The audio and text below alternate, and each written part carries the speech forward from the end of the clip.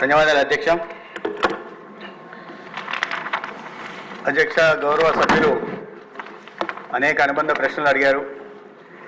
అయితే ఉపోద్ఘాతంగా నేను కొన్ని విషయాలు చెప్పాల్సి ఉంది. ఎందుకంటే స్వపక్షంలోనే విపక్షం తయారైంది.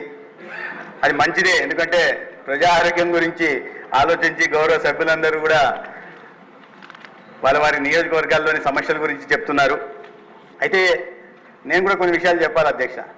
ఉపోద్ఘాతం ఏంటంటే, గత 50 రోజులుగా ఈ శాఖ మంత్రిత్వ శాఖ బాధ్యతలు చేపట్టిన నాటి నుంచి అనేక విషయాలు చూస్తున్నాను అధ్యక్ష. నేను కూడా ఆరోగ్య శాఖ అంటే చాలా బాగుంటుంది, కూర్చోవడం, ఆదేశాలు ఇవ్వడం, డాక్టర్లతో రోజు మాట్లాడడం, పెద్ద పెద్ద టర్మినాలజీ వాడడం అనుకున్నాను అధ్యక్ష.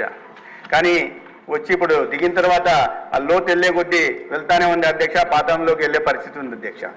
ఇవాళ ఈ 5 సంవత్సరాల్లో ఒక రకంగా చెప్పాలంటే అన్ని విభాగాల్లో కూడా విధ్వంసం జరిగితే ఆరోగ్య శాఖలో కూడా ఒక ఆర్థిక విధ్వంసం, నేను ఆ పదం వాడకూడదు కానీ ఆర్థిక ఉగ్రవాదం కూడా జరిగిందనే విషయాన్ని నేను ఇక్కడ చెప్పదలుచుకున్నాను అధ్యక్ష. అనేక రకాల ప్రజారోగ్యం అత్యంత ముఖ్యమైన విభాగం అధ్యక్ష. 5,30,00,000 మందికి మంచి ఆరోగ్యాన్ని ఇవ్వాల్సిన బాధ్యత ప్రభుత్వం మీద ఉంటుంది. అయితే గత ప్రభుత్వం ఈ విషయాలన్నింటినీ పక్కన పెట్టి కేవలం అబద్ధ ప్రచారాలు చేసుకుంటూ తిమ్మిని పంపిణీ చేసి చెయ్యని వాటిని చేసినట్టుగా చెప్పుకుంటూ ఆర్భాటపు ప్రచారానికి పాల్పడింది. ఒక విప్లవాత్మకమైన మార్పులు ఆరోగ్య శాఖలో మేము తెచ్చామని చెప్పుకోవడం తప్ప వాస్తవ పరిస్థితులు దానికి భిన్నంగా ఉన్నాయి అధ్యక్ష. ఎటువంటి పరిస్థితులు ఉన్నాయంటే, ఇవాళ గౌరవ సభ్యులు చాలా మంది చెప్తున్నారు అనేక సిబ్బంది కొన్ని సంవత్సరాలుగా ఉన్నారని. ఎక్కడ చూసినా రాజకీయ జోక్యం అధ్యక్ష.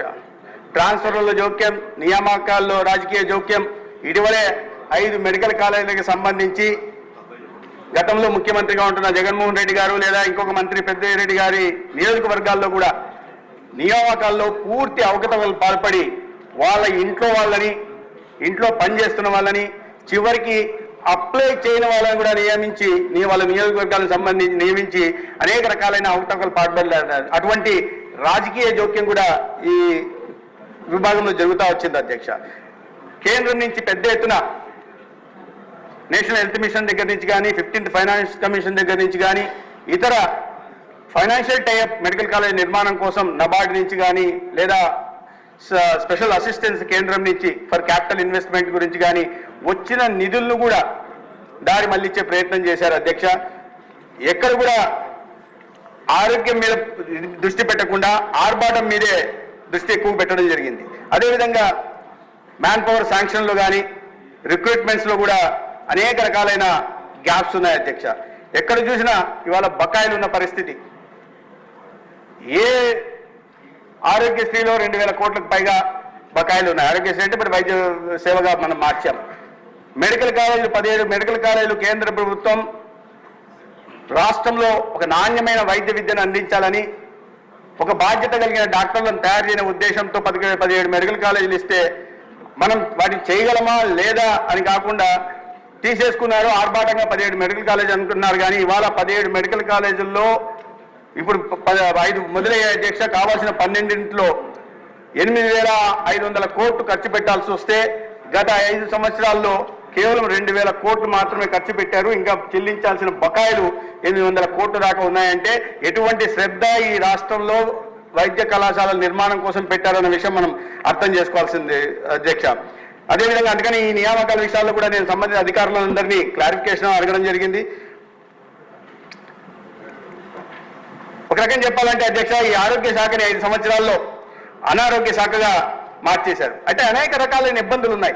బాధ్యతాయుతమైన ప్రభుత్వం, ఆ బాధ్యతలో ఉన్న వాళ్ళు వాస్తవాన్ని ప్రజల్లోకి తీసుకెళ్లాల్సిన పరిస్థితి ఉంది.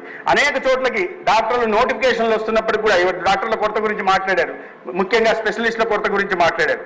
నోటిఫికేషన్ ఇస్తున్నప్పటికీ కూడా డాక్టర్లు, స్పెషలిస్టులు ముందుకు రాని పరిస్థితి రాష్ట్రంలో నెలకొని ఉంది. వాళ్ళని మోటివేట్ చేయడం కానీ ప్రజల్లోకి వాస్తవ పరిస్థితులను తీసుకెళ్లే ప్రయత్నం చేయలేదు. ఎందుకంటే అనేక సార్లు నోటిఫికేషన్ ఇస్తే కూడా డాక్టర్లు 10%, 15% కూడా ముందుకు రాని పరిస్థితులు రాష్ట్రంలో ఉన్నాయి అధ్యక్ష. అదేవిధంగా ఇవాళ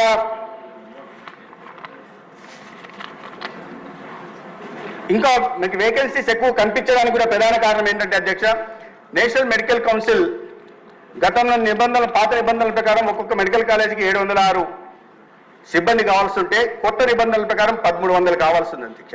అందుకని ఇప్పటికే మొదలైన 5 కాలేజీలు, రాబోయే 13 కాలేజీలు, 12 కాలేజీలు మొత్తానికి కలిపి పెద్ద మొత్తంలో వేకెన్సీస్ ఉన్నట్టుగా మనకు కనిపిస్తూ ఉంటుంది. అయితే నేను గౌరవ సభ్యులు అడిగిన విషయాల్లోకి వెళ్ళే ప్రయత్నం చేస్తాను. గౌరవ సభ్యులు రామకృష్ణ గారు ముఖ్యంగా కుక్క కాటు, పాము కాటు గురించి చెప్పారు. అయితే గత ఈ క్వార్టర్కి సంబంధించి మన ప్రభుత్వం వచ్చిన తర్వాత ఈ క్వార్టర్కి సంబంధించి అన్ని చోట్ల డిస్ట్రిక్ట్ మెడిసిన్ వేర్ హౌసెస్లో తగిన మొత్తంలో వ్యాక్సిన్ చేర్చే ప్రయత్నం చేశాం.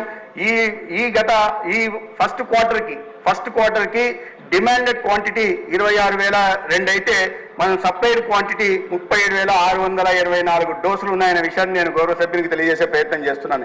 ఇప్పుడు కూడా స్టాక్లో 24,314 యాంటీ స్నేక్ వీనమ్స్ ఉన్నాయి అధ్యక్ష. అదేవిధంగా యాంటీ రేబిస్ వీనం కూడా డిమాండెడ్ క్వాంటిటీ 1,11,911 అయితే మనం సప్లైడ్ క్వాంటిటీ 1,46,741 ఉంది. 69,174 ఇవాళ డిఎండబ్ల్యూలో డిస్ట్రిక్ట్ మెడిసిన్ వేర్ హౌసెస్ లో అందుబాటులో ఉన్నాయి అధ్యక్ష. అయితే వీటిని కింద స్థాయి దాకా ఉన్నాయా, పిఎస్సీల దాకా చేరాయా లేలా అనే విషయాన్ని కూడా పూర్తిగా ఒకసారి సమీక్ష చేసుకుని భవిష్యత్తులో ఎక్కడ కూడా ఒక ప్రాణం పోయే పరిస్థితి లేకుండా ఈ ప్రభుత్వం బాధ్యత తీసుకుంటుంది అధ్యక్ష. దాని గురించి నిరంతర సమీక్షలు చేయడం జరుగుతుంది. సంబంధిత అధికారులకు కానీ సంబంధిత వైద్యాధికారులకు కూడా చెప్పడం జరుగుతుంది. మన నిర్లక్ష్యం ఖరీదు ఒక ప్రాణం కాకూడదనే విషయాన్ని పదే చెప్పి వాళ్ళ బాధ్యతను తెలియజేసే ప్రయత్నం కూడా చేస్తా ఉన్నాం అధ్యక్ష. అదేవిధంగా రాజమండ్రి గురించి ప్రత్యేకంగా గౌరవ సభ్యులు ప్రస్తావించారు. రాజమండ్రి గత సంవత్సరం మొదలైన మెడికల్ కాలేజ్ అధ్యక్ష. అందుకని అనేక స్పెషాలిటీ వేకెన్సీస్ ఉన్నాయి అక్కడ. వాటిని ఇవాళ నోటిఫికేషన్ ఇవ్వడం జరిగింది. తొందరలోనే వాటిని నియామకం చేసే ప్రయత్నం చేస్తాం అధ్యక్ష.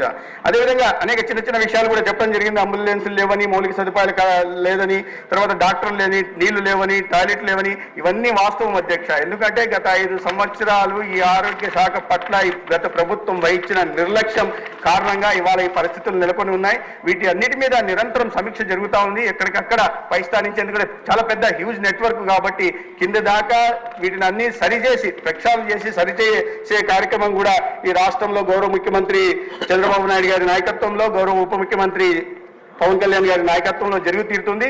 దీనికి కేంద్ర ప్రభుత్వ సహకారం కూడా నేషనల్ హెల్త్ మిషన్ ద్వారా సంపూర్ణంగా లభిస్తూ ఉంది అధ్యక్ష. అదేవిధంగా గౌరవ ఇతర సభ్యులు కూడా చెప్పారు, సిఎస్సీలు పెట్టారు కానీ సిఎస్సీలో సిబ్బంది లేదని. గతంలో ఆర్భాటంగా సిఎస్సీని పెట్టేశారు. సిఎస్సీని ఏరియా హాస్పిటల్ చేశారు, ఏరియా హాస్పిటల్ని డిస్ట్రిక్ట్ హాస్పిటల్ చేశారు. కానీ చేస్తున్న క్రమంలో అక్కడ తగిన సిబ్బంది ఉందా లేదా, అక్కడ తగిన మౌలిక సదుపాయాలు ఉన్నాయా లేవా, అక్కడ ఎంత ఫుట్ఫాల్ ఉంటుంది, దానికి అనుగుణంగా మనం మౌలిక సదుపాయాలు కల్పన చేశామా లేదా అనే విషయాన్ని పరిగణలోకి తీసుకోకుండా అనాలోచితంగా నిర్ణయాలు తీసుకున్నారు అధ్యక్ష. గౌరవ సురేష్ గారు చెప్పారు, ఉదయ్ గురించి గారు మాట్లాడారు. ఉదయగిరితో నాకు అనుబంధం ఉంది, నెల్లూరు జిల్లాతోనూ ఉదయగిరిలో ఎటువంటి వెనుకబడిన ప్రాంతము కూడా మాకు తెలుసు. అక్కడ ఉన్న భౌగోళికంగా ఉన్న పరిస్థితులు కానీ ఆర్థిక సామాజిక పరిస్థితులు కూడా అవగాహన ఉంది. కాబట్టి తొందరలోనే వింజమూరులో మీరు అన్నట్టుగా వింజమూరు, దుత్తలూరులలో డయాలసిస్ సెంటర్లు పెట్టడానికి ప్రయత్నం ఖచ్చితంగా చేస్తాం. ప్రివెంటివ్ హెల్త్ కేర్ గురించి ప్రస్తావించారు. ప్రివెంటివ్ హెల్త్ కేర్ ఈ ప్రభుత్వం వచ్చిన మొదట్లోనే ముఖ్యంగా ఈ రాష్ట్రంలో అత్యధిక మంది క్యాన్సర్ బారిన పడి ఏటా 48,000 మంది చనిపోతున్న క్రమంలో రాష్ట్రంలో ఉన్న 5,30,00,000 మందికి oral cancer, breast cancer, cervical cancer screening చేస్తున్నాం అధ్యక్ష. దానివల్ల కింది స్థాయిలో ఎక్కువ ఖర్చు అయ్యే క్యాన్సర్ మహమ్మారి బారిన పడకుండా కింది స్థాయిలో డిటెక్ట్ చేయడం కోసం ప్రివెంటివ్ తీసుకుంటున్నాం. అదేవిధంగా విద్యార్థి దశలోనే ముందస్తు జాగ్రత్తలు తీసుకోవడం కోసం, ప్రివెంటివ్ మెజర్స్ తీసుకోవడం కోసం 68 లక్షల మందికి రాష్ట్రీయ బాల సురక్ష పథకం కింద కేంద్ర ప్రభుత్వం పథకం కింద 68 లక్షల మందికి కూడా స్క్రీనింగ్ చేసే ప్రయత్నం చేస్తున్నాం అధ్యక్ష. ధన్యవాదాలు అధ్యక్ష.